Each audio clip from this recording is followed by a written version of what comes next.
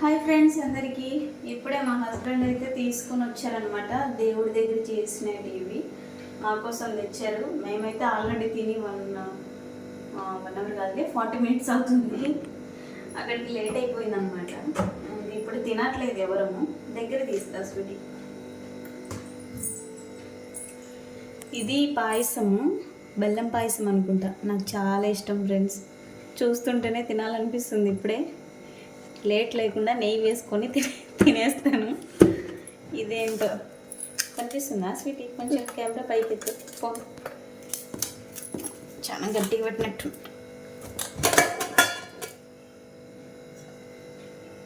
ఇదేమో మసాలా కర్రీ లాగా ఉంది. ఆలు కర్రీ ఉంటుంది నాకు తెలిసి.